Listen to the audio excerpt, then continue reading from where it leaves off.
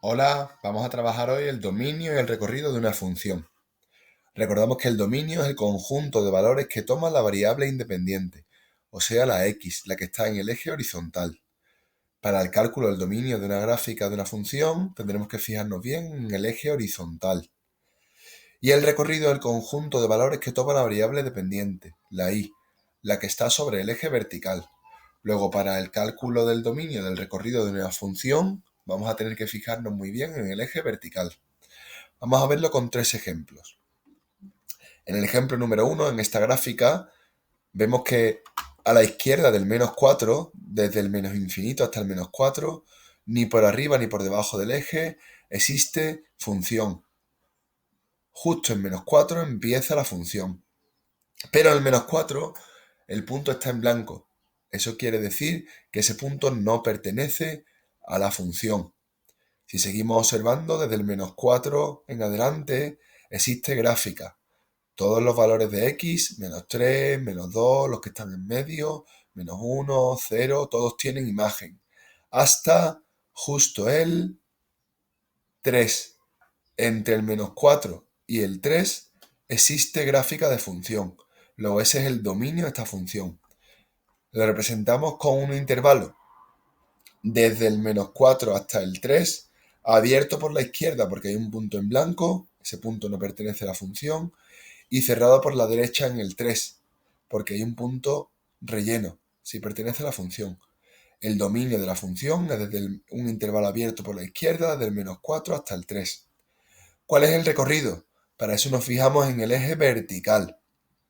Vemos que desde el menos infinito hasta el menos 5 no existe función en lo vertical. Empezamos en el menos 5 a ver que existe un valor para ese número. Si seguimos verticalmente, vemos que en todos hay función para todos los números hasta llegar a el i igual a 4.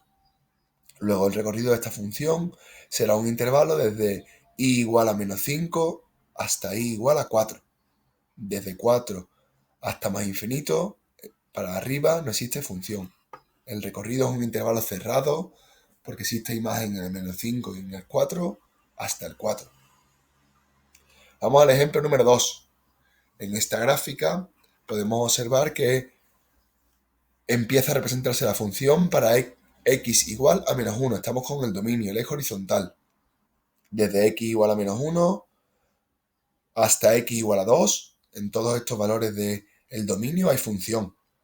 Hay un corte. Luego existe función desde x igual a 3 hasta el 5, que el 5 se queda fuera porque hay un punto en blanco, y después vuelve a haber función desde el 5 hasta el 8. Luego el dominio lo podemos representar de la siguiente forma. Un intervalo cerrado desde el menos 1 hasta el 2, porque los dos extremos existen.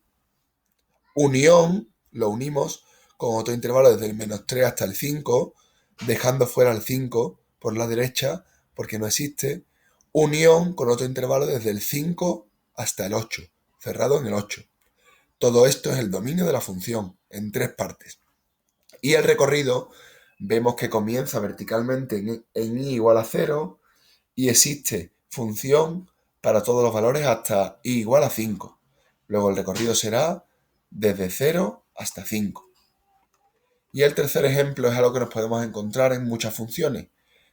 Por ejemplo, esta que es una parábola, que las ramas son infinitas. Luego continuarán hacia la izquierda y hacia la derecha, aunque no las veamos. Eso quiere decir que para todos los valores de x, desde menos infinito hasta más infinito, existe la función, porque continuaría creciendo hacia la izquierda y hacia la derecha. Luego el dominio, cuando una función, cuando viene desde el menos infinito, lo representamos desde menos infinito, y cuando termina, en más infinito. Y el recorrido, que es lo vertical, empieza, si lo observamos, en i igual a menos 3 y continúa verticalmente hacia más infinito. Luego lo vamos a representar con una semirrecta que va desde menos 3 hasta más infinito. Bueno, pues esta es la forma de representar el dominio, el recorrido de una función. Mucho ánimo.